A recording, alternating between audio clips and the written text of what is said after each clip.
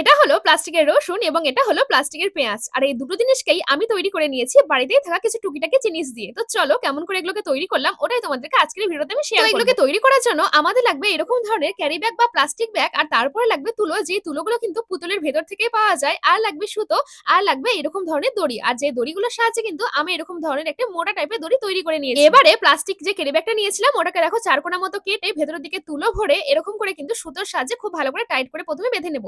তারপরে এরকম টাইপের জিগজ্যাগ মোশনে কিন্তু রসুনের একটা শেপের মতো দিয়ে আমরা এরকম করে সুতোটাকে দিয়ে খুব ভালো করে বেঁধে নেব। আর বাকি যে এক্সট্রা কেড়ে ব্যাগটা রইলো ওটা কিন্তু খুব ভালো করে কেচি দিয়ে আমি কেটে নিয়েছি। তারপরে এখানটা দেখো গ্লু গানের সাহায্যে ওই যে দড়িগুলো নিয়েছিলাম ওই দড়ি থেকে কিছুটা অংশ কিন্তু উপরের দিকে দেখো কাট করে এখানটা আমি লাগিয়ে দিয়েছি। আর একই পদ্ধতিতে আমি কিন্তু বেশ কিছু রসুন তৈরি করে ওই যে মোটা দড়িটা তৈরি করেছিলাম ওর মধ্যে কিন্তু এরকম করে দেখো সেট করে দিয়েছি। আর দেখো এটা দেখতে কতটা রিয়েলিস্টিক লাগছে। তো রসুন তো হলো, এবারে চলো পেঁয়াজটা কি করে তৈরি করেছি ওটা তোমাদেরকে বলি। তো দেখো এটাকেও তৈরি করার জন্য আবারও কিছু প্লাস্টিক নিয়ে নিয়েছি অবশ্যই। আর তার আগে কিন্তু আমি এখানটা দেখো দড়িটাকে এখানটা খুব ভালো করে এখানটা আমি তৈরি করে নিয়েছি।